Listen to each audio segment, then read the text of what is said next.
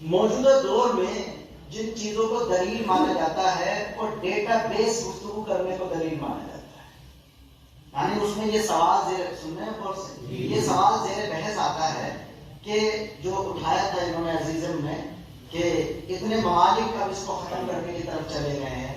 98% ممالک ادھر چلے گئے, 60% ممالک یہ کہہ رہے ہیں کہ صاحب وہ ختم ہو جانی چاہیے. اقوام متحدہ نے یہ پابندی لگا رکھی ہے.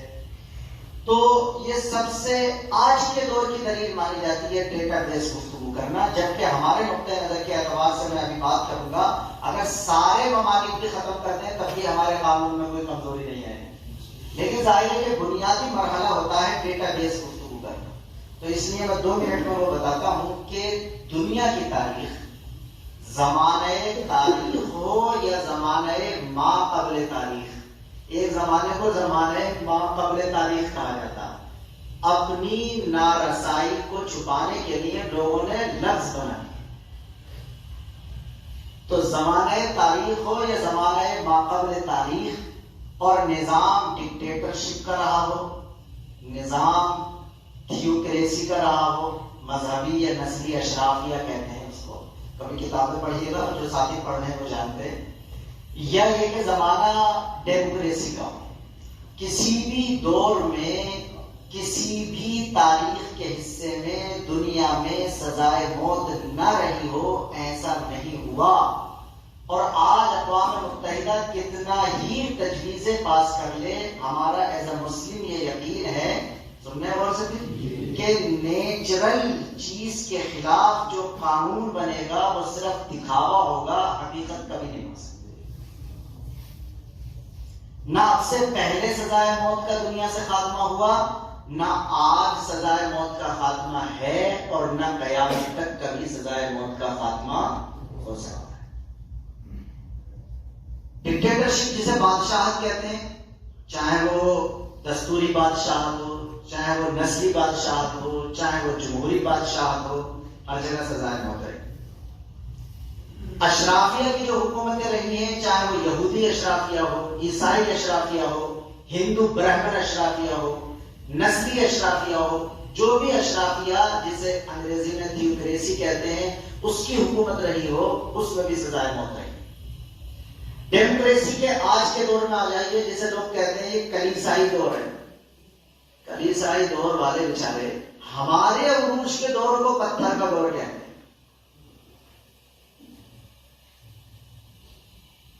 اور اپنے اس چمکدار کلیسائی دور میں کیا کیا نہیں وہ انسانیت کے ساتھ کر رہے ہیں. آپ نے سنا ہوگا, جو یہاں اگر وہ تکمیلات کا کوئی ساتھی ہو تو ابھی وہ سر آئے تھے, انہوں نے بات کی تھی ڈارک ایج, ان کو عربی کی تعبیر میں کہتے ہیں القرون المظلمہ. انہوں نے اپنی نادانی کی ایج کو القرون المظلمہ اور ڈارک ایج رکھ دیا, یعنی وہ دور جس میں دنیا میں بڑی تاریکی تھی, حالانکہ وہ دور ہوتا جس میں اسلام نے علم کے عالم بلند کیے ہوئے تھے, لیکن انہوں نے ساری کتابوں میں اس کو ڈارک ایج لکھ دیا. اور ہمارے بھی دانشور اسی کو پڑھتے ہیں اور سمجھتے ہیں وہ ڈارک ایج.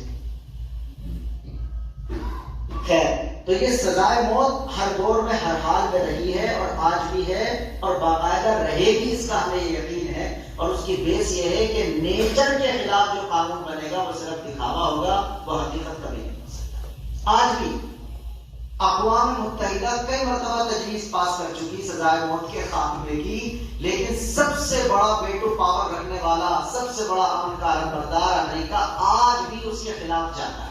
اور قانونی طور پر بھی آج تک اس نے سزائے موت کو اپنے یہاں سے ختم نہیں کیا. نہ انڈیا نے ختم کیا, نہ چائنا نے ختم کیا, نہ انڈونیشیا نے ختم کیا. اور جو لوگ ختم کرنے کی بات کرتے ہیں اسے ہمارے یہاں کہتے ہیں نا کہ اس میں کوئی ہیلا سا نکال کر کے پھر سزا دے دیتے ہیں. ہے تو ڈیٹا بیس گفتگو کا مرحلہ بس یہی میں ختم کرتا ہوں کہ یہ ایک طریقہ ہے بات کرنے کا. آج کے دور میں اعداد و شمار کی ریشو کی بڑی حیثیت مانی جاتی ہے. جو آدمی ڈیٹا بیس گفتگو کرتا ہے, موجودہ صورتحال کو سامنے رکھ کر بات کرتا ہے. مولانا تشریف رکھتے ہیں, بڑی خوشی ہوئی, میں کہہ نہیں سکا. اللہ تعالیٰ جزا دے آپ کو, اور آپ کو قبول فرمایا جس سبجیکٹ میں آپ محنت کر رہے ہیں. ماشاءاللہ ان کے سامنے ایسی بہت ساری چیزیں ہوں گی جو اپنے تجربے سے گزر رہے ہوں, جس طرح انہوں نے اجمالی اشارہ بھی کیا ہے کہ کالج کی میجورٹی کی جو صورتحال ہے وہ کیا ہے, خود اپنے مسلمانوں کی کیا صورتحال ہے. تو یہ سزائے موت کبھی ختم نہیں ہو سکتی، نہ ہوئی ہے۔ ڈیٹا بیس گفتگو کرنے کے بعد میں یہ اگلی بات کہنا چاہتا ہوں کہ اگر سارے ممالک ختم بھی کر دیں تو نمبر 1 تو وہ ختم صرف دکھاوا ہوگا، اور نمبر 2 اگر حقیقت میں بھی ختم کر دیں تو ہم کہیں گے ان سب کو نزلہ ہو گیا، کسی کو خوشبو نہیں آ رہی۔ اگر اسے نہیں پتہ چلنا تو ہم کیا کریں؟ اس لیے کہ جو قانون ہے جس میں سزائے موت رکھی گئی ہے وہ تو الہی قانون ہے۔ الہی قانون میں اگر کسی جگہ کوئی سزا رکھ دی گئی تو اس کا مطلب اس بیماری کے حل کے لیے اس کے علاوہ کوئی نسخہ ہے۔ اب یہ ہماری ذمہ داری ہے کہ ہم اس کو اعلیٰ رؤوس الاشعار لوگوں کے سامنے دلیل کی بیس پر ثابت کر سکیں۔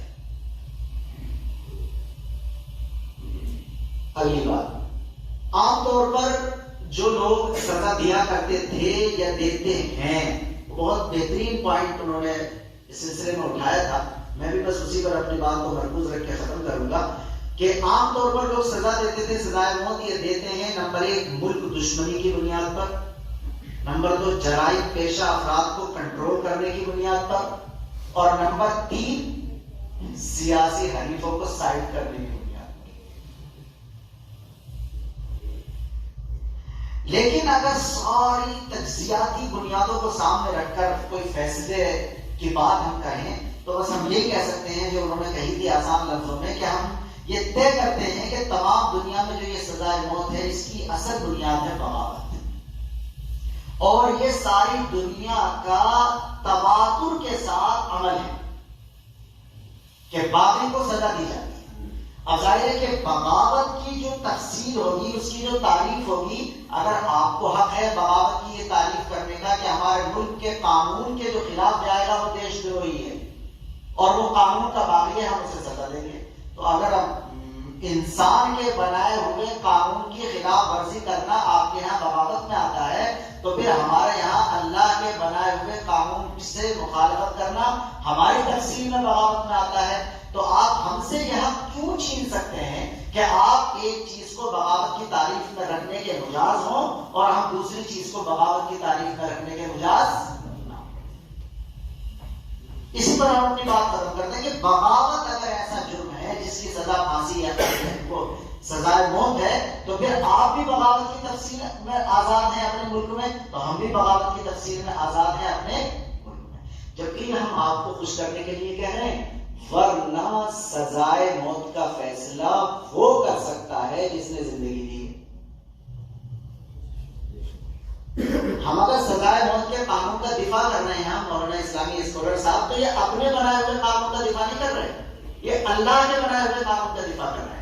ہم تو بکری کی جان بھی امر الہی کے بغیر نہیں سن رہے عزیزم، بکری کی جان بھی امر الہی اور اذن الہی کے بغیر نہیں لے سکتے، تو انسان کی جان لینے کا کسی انسان کو امر الہی کے بغیر استحقاق ہی نہیں ہے۔ لہٰذا جتنے بھی وضعی اور انسانی قوانین ہیں وہ کتنا ہی بغاوت کسی چیز کو کہہ کر اگر انسانی جان لیں گے تو وہ مجرم۔ ڈیبیٹ کا موضوع یہ ہوگا، سب سے پہلے جو ہم سے ڈیبیٹ کرے گا ہم اسے ایک طے کریں گے کہ ایک چیز کو ہم پہلے ڈیبیٹ کر کے یہ ثابت کریں گے کہ یہ میرا بنایا ہوا قانون نہیں ہے بلکہ الہی قانون، اس پہ ڈیبیٹ کرنا ہے، اور جیسے ہی ڈیبیٹ میں ہم ثابت کریں گے کہ یہ الہی قانون ہے تو ڈیبیٹ ہی ختم ہو جائے گی، جس نے زندگی دی ہے وہی موت کو کہہ رہا ہے۔ اس لیے کہ ہم ڈیبیٹ کرنے جب بیٹھیں گے تو محض ڈیبیٹ مقصد نہیں ہے، ایسا داعی ساری قومیں ہماری مظلوم ہیں، ہم انہیں ڈیبیٹ میں کھینچ کر اپنے آفاقی پیغام توحید کی طرف ضرور لے کر کے آئیں۔ خیر بات سمیٹتا ہوں، تو یا تو ڈیٹا بیس ہم شروع میں بات کریں گے اور اس کے بعد ہم یہ دکھلائیں گے کہ کیوں یہ رکھی گئی ہے۔ اس نے کہ تجربے میں ثابت کر دیا کہ جن چیزوں کی سزائے موت رکھی گئی ہے دنیا کے تجربے نے بتلایا اس کے علاوہ اس بیماری کا کوئی علاج نہیں۔ اس میں کتنی چیزیں آئیں گی، مثال کے طور پر قتل۔ دیکھیے قتل جب کوئی کسی شخص کو کرتا ہے، آدھا گھنٹہ ہو گیا مجھے، قتل جب کوئی کسی کو کرتا ہے تو یہ خاندان کا بھی مجرم ہوتا ہے اور مملکت کا بھی مجرم ہوتا ہے، لا اینڈ آرڈر کو بھی وہ نقصان پہنچاتا ہے اور خاندان کو بھی نقصان پہنچاتا ہے۔ یہ دونوں چیزیں اس میں رکھی گئی، شریعت نے اپنی خاص بنیادوں پر دونوں چیزوں کو ملحوظ رکھا ہے، لیکن قتل کے باب میں قتل کے باب میں مملکت نے اپنے حق کو پرسنٹیج کے اعتبار سے ڈاؤن کر دیا۔ اور خاندان کے حق کو پرسنٹیج کے اعتبار سے ابر کرتا. چنانچہ قاتل کو اگر مقتول کے ورثاء معاف کرنا چاہیں تو معاف کر سکتے ہیں, وہ دیت لینا چاہیں تو لے سکتے ہیں, لیکن مملکت کو معاف کرنے کا کوئی اختیار نہیں. یہاں مملکت نے انتہائی اہم بنیادوں پر اپنے پرسنٹیج کو ڈاؤن کیا ہے اور خاندان کے پرسنٹیج کو کیا کر دیا, اوپر کر دیا. اب مزیدار بات سنیے, ہمارے یہاں پہلے تو قاتل پر کیس چلتا اور ہمارے یہاں سے بڑا دنیاوی قوانین میں لمبا سرمایہ خرچ ہوتا ہے. وہ بیچارہ جب تک کوئی مہربانی اس کے ساتھ نہیں ہو رہی کہ معذرت کے ساتھ کہ وکیل کتنا پیسہ اس سے ہڑپ کر رہے ہیں, ساری رحم دلی مطلب وہ چلا 10 سال تک قانون چلتا رہا. بڑی مشکل میں جا کر ضلع کورٹ, صوبہ کورٹ, اس کے بعد آپ کی جو سپریم کورٹ, اس کے بعد وہاں سے بھی اگر اس کی سزائے موت آ گئی, چاہے اس نے پیچھے 10 قتل کر رکھے ہیں, اس کے اوپر جائیں گی کہ آخری درجے میں صدر جمہوریہ صاحب, ان کے سامنے اب ان کی وہ جائے گی درخواست کہ وہ اگر رحم کرنا چاہیں تو ان کی سزا معاف کر سکتے ہیں. تو کون ہوتا ہے رحم کرنے والا؟ جس کے باپ کو مارا ہے وہ کریں گے رحم کریں گے. یہ کون سی لوجک ہے کہ صدر جمہوریہ معاف کرے؟ مملکت کو بھی لگا دیا 10 سال تک, اس کے خاندان کو بھی تباہ رکھا 10 سال تک, اس کے سارے خرچ کرنے والوں کا سرمایہ اس پہ لگتا رہا 10 سال تک, اور اب اس کے بعد صدر جمہوریہ نے کہا میں معاف کر رہا ہوں, رحم دلا. کوئی لوجک ہو؟ ارے بھائی آپ ہار مان جائیے. انسان کے لیے اللہ ہی قانون بنا سکتا ہے جس نے انسان کو بنایا. آپ نے موبائل بنایا, اس کا قانون بنا دیجئے کہ اسے کیسے چلانا. آپ نے یہ مائکرو فون بنایا, اس کا قانون گائیڈ بک میں لکھ کر دے دیجئے کیسے چلانا. آپ نے گھڑی بنائی ہے, اس کا قانون بنا کر دے دیجئے کیسے چلانی ہے. آپ کو آپ نے نہیں بنایا کہ آپ اپنے آپ کو اپنے قانون سے چلائیں گے. آپ کو جس نے بنایا ہے وہی آپ کے لیے قانون بنایا. تو قتل میں تو یہ ہے کہ دونوں چیزیں ہیں, لیکن یہ ہے کہ یہاں خاندانی حیثیت کو اوپر رکھ دیا شریعت. زنا میں بھی شریعت کی نظر میں جو انتہائی درجے حساس چیز ہے, یعنی نسب اور نسل کی حفاظت, یہ اس کے خلاف بھی دست درازی ہے, خاندانی جرم ہے. اور یہ لا اینڈ آرڈر کا بھی مسئلہ ہے, اس لیے کہ جب حکومت نے اس کو قانون جرم کر رکھا ہے. یہاں پر شریعت نے مملکت کے اسلامی قانون کو اوپر رکھا ہے اور خاندانی جو پرسنٹیج ہے اس کو کیا کر دیا, ڈاؤن.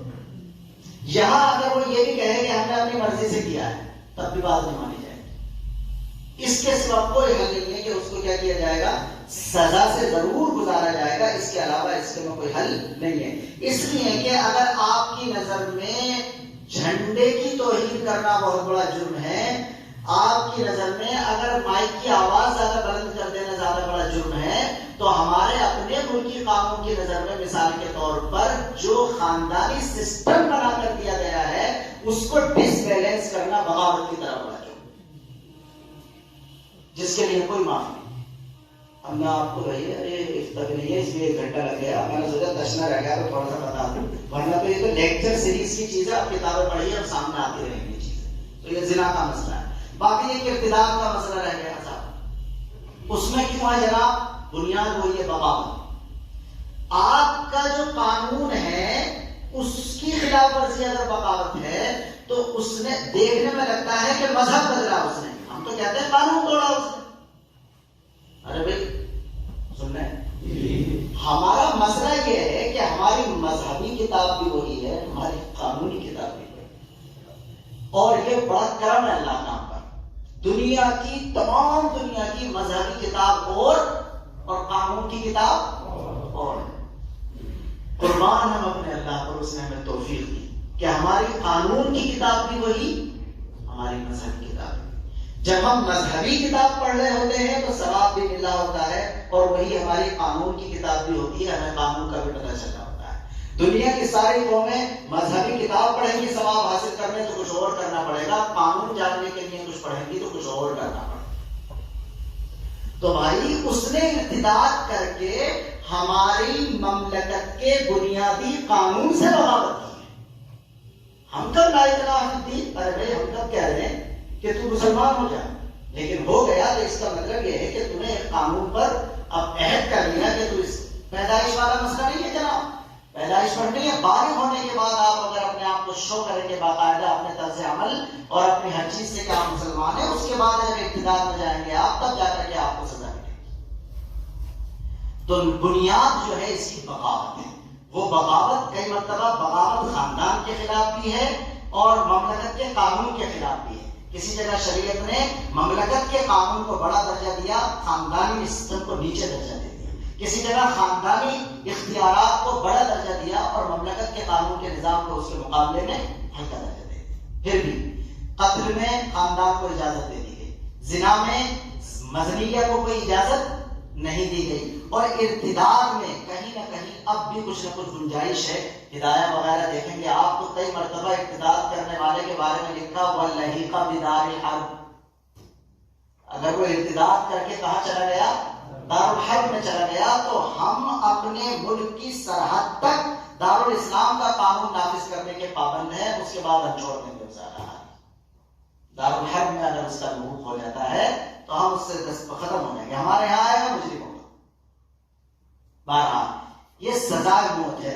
آپ حضرات نے جو کچھ کیا وہ اسے پرچے کو دیکھ لینا، ادھر سے کوئی بات آئی، ادھر سے انہوں نے کہا، سب باتیں تقریباً ٹھیک تھی. اور آپ نے اگر تفسیر میں جاتے تو جیل کی سزا کی اور برائیاں سامنے آ جاتی تو پتہ چل جاتا کہ اسلام میں بنیادی طور پر جو چیز رکھی گئی ہے وہ جسمانی سزا رکھی گئی ہے، جیل کی سزا نہیں رکھی گئی. جیل کی سزا عزیزم عارضی رکھی گئی. وہ جو امام صاحب اسے محبوس کرتے ہیں تو 2-3 دن کے لیے محبوس کریں گے، یا مرتد کو بھی 3 دن کے لیے محبوس کیا جاتا ہے. کئی مرتبہ اقبال جرم کے لیے عارضی طور پر جیل کی سزا رکھی گئی ہے، لیکن مستقل طور پر جیل کی سزا دے کر سارے خاندان کو تباہ کرنے کی کوئی ضرورت نہیں پڑتی ہے، بلکہ آپ اپنا سرمایہ بھی لگاتے ہیں، مملکت کا سرمایہ لگتا ہے، اور وہ سرکاری مہمان کے طور پر ہمارے یہاں باقاعدہ اتنی اپنی بڑی جیلوں میں قید رہتے ہیں. آخری بات مجھے پتہ نہیں کیا کہنی تھی، شاید یہ کہنی تھی کہ دیکھو یہ جو ڈیبیٹ ہے جو عزیز محترم نے ذکر کیا، آپ اس سے دلچسپی لیں، ان چیزوں کو سمجھیں. جیسے میں نے شروع میں کہا تھا کہ آپ یہاں حاضر ہوئے ہیں تو آپ گویا ان فکروں کا ساتھ دے رہے ہیں جو آپ کے ذمہ داران یا آپ کے اساتذہ رکھ رہے ہیں. ٹرننگ پوائنٹ کو سمجھیے. زمانہ بڑا تجدد پذیر ہے اور ہر آن تجدد پذیر ہے، اور ہمارا جو قرآن اور سنت ہے، مجھے یاد آتا حضرت حکیم الاسلام قاری محمد طیب صاحب رحمۃ اللہ علیہ نے کہیں لکھا ہے کہ دنیا اپنے تمدن کے سفر میں ارتقائی طور پر جتنی وسیع ہوگی، قرآن اور سیرت کے تدینی گوشے اتنے زیادہ وسیع ہو کر دنیا کی ساری ترقیوں کو اپنے اندر لے لیں. تو آپ ان چیزوں کو سمجھیں. زمانہ کے زنجیر ایام ہے، دنوں کے الٹ پھیر کا نام ہے. علامہ اقبال نے کئی چیزیں زمانے کے تعلق سے کہیں، آپ نے سمجھیں کہ کہتا ہے کہ جو تھا نہیں ہے، جو ہے نہ ہوگا، یہی ہے ایک حرف محرمانہ. میں اس وجہ سے کہہ رہا ہوں آپ کہ آپ بدلیں اپنے آپ. ہر وقت ہمیں بدلنے کی ضرورت ہوتی ہے. ہمیں مضمون نہیں بدلنا، ہمیں لہجہ بدلنا، ہمیں اسلوب بدلنا، ہمیں تعبیر بدلنی ہے. اور تو کچھ زیادہ نہ کہوں، ہمارے پاس جو کچھ ہے وہ اصل ہے. ہمیں صرف وقت کے اور معاصر تقاضوں کے اعتبار سے اپنی بات پہنچانے کے لیے اسلوب اور تعبیر بدلنے کی ضرورت ہوتی ہے. جو تھا نہیں ہے، جو ہے نہ ہوگا، یہی ہے ایک حرف محرمانہ. قریب تر ہے نمود جس کی، اسی کا مشتاق ہے زمانہ. کلو جدید لذیذ جو آپ پڑھتے رہتے ہیں. اور میری سراہی سے قطرہ قطرہ، یہ زمانہ کہتا، میری سراہی سے قطرہ قطرہ نئے حوادث ٹپک رہے ہیں. میں اپنی تسبیح روز و شب کا شمار کرتا ہوں دانہ دانہ. ہر ایک سے آشنا ہوں لیکن جدا جدا رسم و راہ میری. ہر ایک سے آشنا ہے زمانہ، کسی کو اوپر کسی کو نیچے. جو سمجھ گیا چینجنگ مومنٹ کو اوپر چلا جائے گا، جو نہیں سمجھا نیچے چلا جائے گا. ہر ایک سے آشنا ہوں لیکن جدا جدا رسم و راہ میری. کسی کا راکب، کسی کا مرکب، کسی کو عبرت کا تازیانہ. اقبال پتہ نہیں کیا کیا کہتا ہے. ہوا ہے وہ، یہ مشہور شعر ہے، اس نظم کا شاید یاد ہو. ہوا ہے وہ تند و تیز لیکن چراغ اپنا جلا رہا ہے. وہ مرد درویش جس کو حق نے دیے ہیں انداز خسروانہ. تو یہ جو اب تبدیلی کا موقع ہوتا ہے، اس کو آپ محسوس کریں گے. ڈیبیٹ میں جو کچھ ہوتا ہے، آپ اسے آخری بات کہہ رہا ہوں، اسے کہتے ہیں کہ معقولی بنیادوں کو تلاش کرنا۔ قانون جب لکھا جاتا ہے تو قانون میں قانون لکھا جاتا ہے، قانون کا لوجک نہیں لکھا جاتا۔ امبیڈکر بھی اگر ہر قانون کی دفعہ کے ساتھ اس کا لوجک لکھتے تو پھر پتہ نہیں کتنی جلدوں میں ہوتا ہے انڈین قانون بھی۔ اور ہمارا اللہ بھی اپنے قانون کی لوجک اگر قرآن میں لکھتا تو پھر 30 پاروں میں پورا نہیں ہوتا، اللہ جانے کتنے پاروں میں پورا ہوتا۔ یہ تو آپ کو وقت کے تقاضوں کے اعتبار سے نئی نئی لوجک اس کی سمجھ میں آتی چلی جائے گی۔ 2023 میں اگر کسی معترض اسلام کے ذہن میں 10 اعتراض آئیں گے، آپ اگر متحرک رہیں گے تو ان کے 10 اعتراض کے 100 جواب آپ کے ذہن میں آئیں گے انشاءاللہ۔ ہم کوئی پرانے دور کے ہیں، اگر 2023 میں معترض ہے تو ہم 2023 میں الحمدللہ سبحان اللہ۔ تو یہ چیز تجدد پذیر ہے۔ حضرت مجدد الفسانی نے کسی جگہ مکتوبات میں لکھا ہے، غور سے سنیے گا، وہ کہتے ہیں کہ العلماء ورثۃ الانبیاء میں جو علماء انبیاء کے وارث ہیں یہ مطلب نہیں ہے، بلکہ میراث نبوت جو علم ہے اس میں علم الاحکام بھی ہے، علم الاسرار بھی ہے۔ علم الاحکام بھی ہے، علم الاسرار بھی ہے۔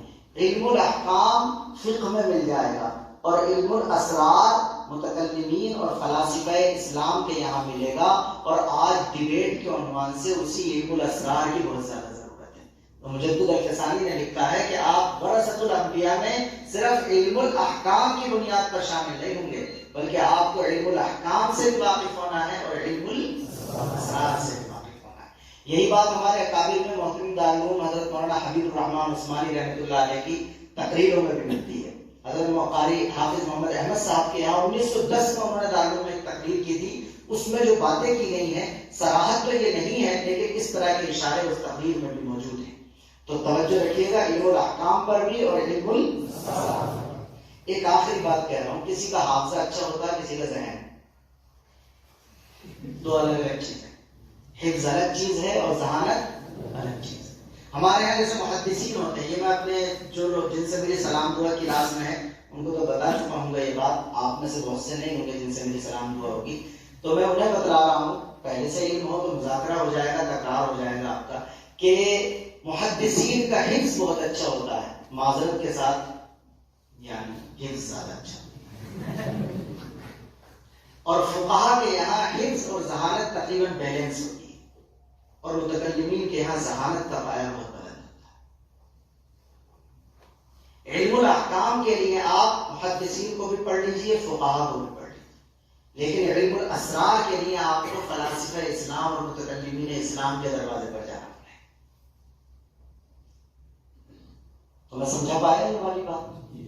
حفظ کا مطلب یہ ہے کہ میں نے اگر 50 چیزیں پڑھی اور میں نے اپنی میموری میں رکھا ان کو، تو جس کا حفظ اچھا ہے اس کا مطلب وہ حفاظت کرے گا، الا ماشاءاللہ اکا دکا نکلے گی، ورنہ تو 50 محفوظ رہیں گی، اکا دکا نکل گئی تو 45 رہ جائیں گی۔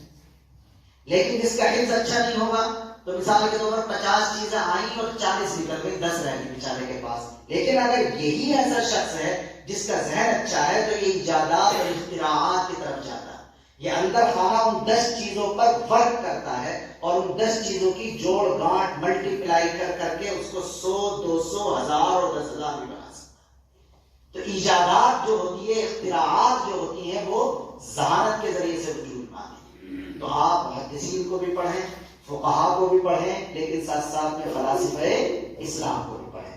اپنے اپنے ذوق سے بہت ساری چیزیں آپ کو بتائی جا سکتی ہیں، میں اپنے نقطۂ نظر سے بتا رہا ہوں کہ آپ خاص طور سے پڑھیں امام غزالی رحمۃ اللہ، امام رازی کو نمبر 2، اور نمبر 3 زبان پہ بار خدایا، یہ کس کا نام آیا، ہم جن کے فین ہیں، مسند الہند شاہ ولی اللہ محدث دہلوی رحمۃ اللہ علیہ۔ علامہ شبلی کا نام سنا ہو، بہت بڑے آدمی تھے، پڑھا بھی ہوگا آپ نے ان کو۔ وہ علامہ شبلی صرف مورخ نہیں، فلسفی مورخ تھے۔